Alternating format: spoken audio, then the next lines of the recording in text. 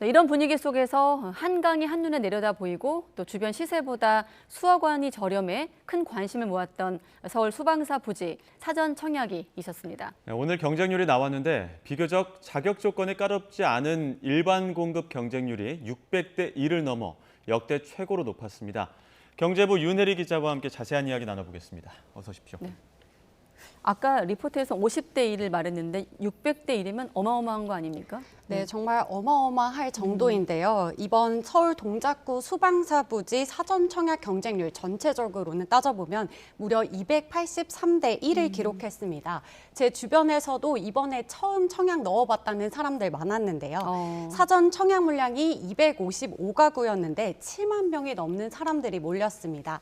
특히 비교적 진입 장벽이 낮은 아까 말씀해 주셨던 일반 공급에는 79가구 모집에 5만 명이 넘게 몰리면서 무려 645대 1의 경쟁률을 기록했습니다. 네.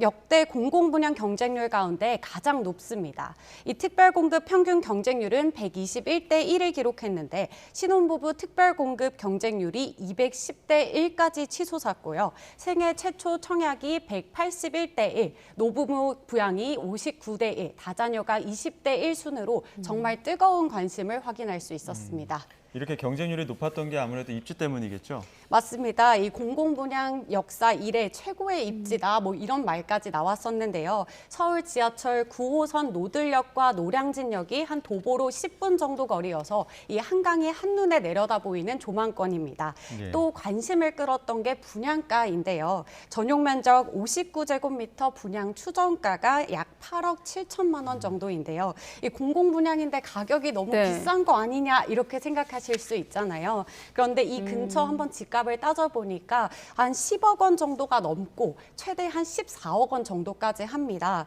이 주변 시세보다 4에서 5억 원은 더 저렴하다 보니까 가히 로또 분양 뭐 이런 말까지 나올 만하더라고요.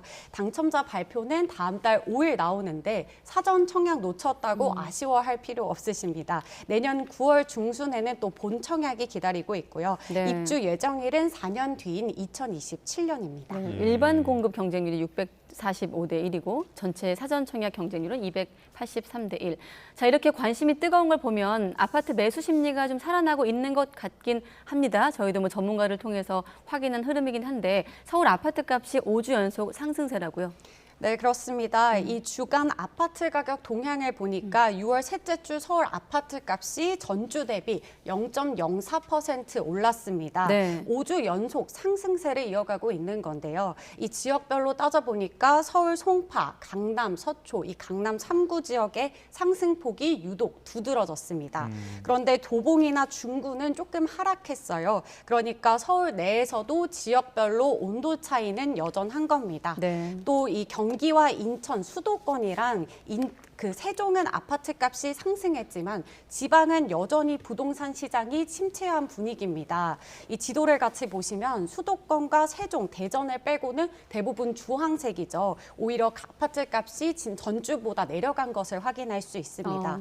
이 수도권을 제외한 지방의 아파트 값은 전주 대비 0.05% 정도 하락했는데요. 지난주보다 오히려 하락폭은 커지면서 지역별로 이 양극화 현상은 좀 심해지는 경향을 보일 수 있습니다. 네, 지역별 편차는 있지만 서울 아파트 값이 이렇게 회복되는 것과는 또 별개로 지금 분양값 껑충 뛰었다는 얘기도 많은데 실제로 얼마나 비싸진 겁니까? 네, 쉽게 예를 들면 아까 방송에 나왔다시피 이번 달에 청약을 받기 시작한 서울 은평구 세저역 근처 아파트 단지 3.3제곱미터 평균 분양가가 2,610만 원이었는데요. 이른바 국민편형이라고 불리는 전용 면적 84제곱미터 분양가 8억 원대였습니다. 근데 불과 3년 전 이 지역에서 분양한 아파트 3.3제곱미터 분양가가 1,900만 원대였거든요. 예. 이 사이에 한 30% 뛴 겁니다. 이렇게 분양가가 올랐는데도 여기 경쟁률 아주 어마어마했습니다. 이 주변 시세보다 저렴하다 이런 평가를 받고 청약 경쟁률이 80대 1에 가까웠는데요. 이뿐만 아니라 서울 아파트 평균 청약 경쟁률도 많이 뛰고 있습니다. 평균 49.8대 1로 전국 평균의 7배를 넘어섰습니다. 또 부동산 시장이 침체됐던 지난해 평균 경쟁률이랑 비교하면 한 5배 정도 뛴 셈입니다. 그리고 흔히 뭐 줍줍이라고 표현하잖아요. 네. 무순위 청약 경쟁률도 이제 올해 3월부터는 거주 지역이나 보유 주택수 상관없이 이제 자격 조건이 좀 완화됐는데요. 그러다 보니까 전국 아파트 평균 경쟁률 100대 1을 넘어섰습니다. 이렇게 분양 가격이 계속 오르다 보니까 어느 정도 아파트 값 내린 것 같다. 지금이 제일 싼 거 아닐까 이렇게 생각하면서 이 청약 경쟁이 치열해진 것으로 분석이 됩니다. 그래서 실제로 지난달에 서울 민간 아파트 3.3제곱미터당 평균 분양가 확인해 보니까 3천만 원을 돌파했거든요.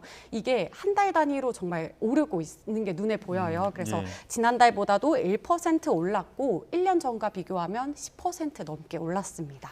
올해 하반기 청약이 예정된 단지들이 많은데 전문가들은 좀 어떻게 분석을 하는지 한번 직접 들어보시겠습니다. 서울 지역 저점론이 힘을 얻고 원자재가 급등으로 분양 가격이 계속 오르고 있습니다. 지금 분양하는 아파트가 가장 싸다는 인식과 젊은 층 실수요자의 구매 심리가 확산되면서 올 하반기엔 청약 열기가 더 뜨거워질 전망입니다. 네, 방금 전문가 얘기에서처럼 분양가가 앞으로 더 오를 수도 있는 상황인데 최근 건설업계에서 시멘트 값 인상을 놓고 논쟁이 벌어지고 있는데 어떤 영향이 있을까요? 네. 네, 분양가가 더 오를 수도 있다, 뭐 이런 걱정이 커지고 있는데요. 그 이유 따져보니까 다음 달 1일부터 시멘트 가격이 또 오를 예정입니다. 이 쌍용 C&E와 성신양회가 시멘트 가격을 한 14% 정도 인상하기로 했는데요. 이 원가 대부분을 차지하는 유연탄이랑 전기 요금이 올라서 더는 버티기가 어렵다는 이유입니다. 네. 이 지금 보이시는 7개 기업이 국내 시멘트 전체 생산량 98%를 담당하고 있거든요. 실제로 이번에 가격을 올린 두 기업은 유일하게 좀 영업이익이 적자가 났어요. 그런데 이 다른 기업들도 어려운 사정은 마찬가지라고 합니다. 직접 들어보시겠습니다. 판매 가격 인상을 했지만 그래도 영업이익이라든가 순이익 이게 지금 계속 떨어지고 있는 상황인 거거든요.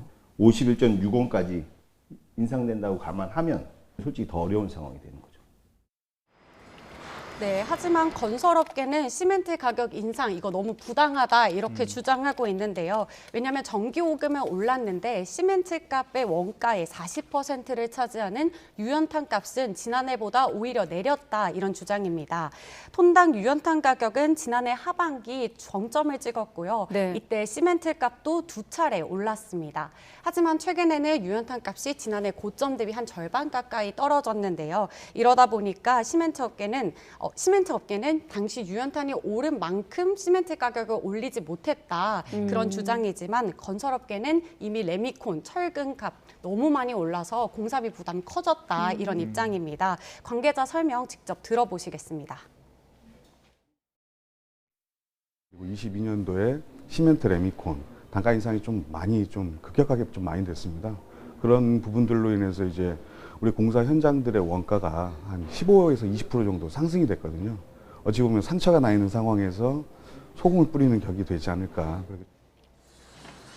양측이 이렇게 좀 입장 차가 크게 다르잖아요. 네. 근데 분양가를 두고도 입장 차가 아주 첨예합니다. 시멘트 가격이 얼마나 오르는지에 따라서 분양가 얼마나 영향이 있는지 이런 거에 주장이 다른데요. 시멘트 업계는 우선 한 100제곱미터 아파트 한 가구를 짓는데 시멘트 20톤이 필요하다고 해요. 근데 이 시멘트 비용이 가격이 오른 걸 감안하더라도 한 240만 원 정도 되는데 네. 이게 전체 평균 분양가 한 0.5%밖에 영향이 안 준다 뭐 이렇게 주장을 하고 있고요. 그런데 건설업계는 시멘트 가격 한 10% 오르면 이 공사비는 많게는 1.4% 오르고 그럼 분양가는 그 이상 오를 수밖에 없다. 이렇게 하면서 맞서고 있습니다.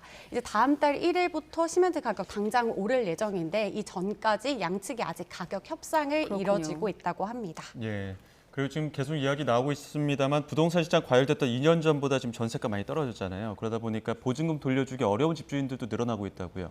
맞습니다. 올해 전세 계약 만기가 도래하는 집이 116만 가구인데요. 이 보증금 규모가 288조 원을 넘습니다.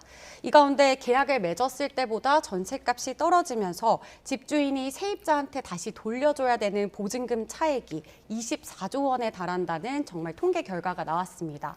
이 대부분 한 10명 가운데 8명은 집주인이 이제 계약자에게 보증금 돌려주는데 큰 문제가 없다고 해요. 예. 하지만 이 가운데 한 7, 8% 그러니까 한 최대 9만 가구 정도는 보증금을 돌려받지 못할 위험이 있다는 분석 결과가 나왔습니다.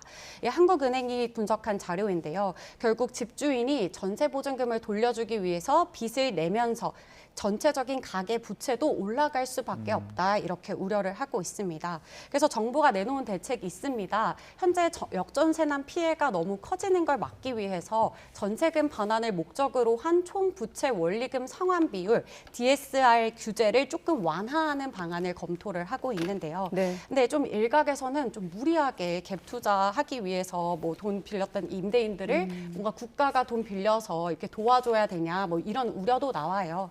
그 때문에 어디까지나 이 세입자 보호를 목적으로 두고 이 규제를 완화해야 한다는 주장이 좀 힘이 얻고 있습니다. 이렇게 보시다시피 역전세나 우려가 커지면서 임대차 시장에서도 눈여겨볼 변화가 있었습니다. 서울 주택 전월세 비중을 따져봤더니 처음으로 월세가 전세 비중을 역전했다는 건데요. 이 서울시가 2011년 통계를 작성한 이래 이게 처음 있는 일이라고 합니다. 특히 전세 사기 표적이 되기 쉬웠던 단독 또 다가구 주택 월세 비중은 한 70%를 넘었습니다. 불안감이 반영된 거겠죠? 그럼요. 그런데 반면 이 전세 사기 피해가 좀 크지 않았던 아파트의 경우에는 41% 월세 수준으로 좀 오히려 소폭 하락했습니다.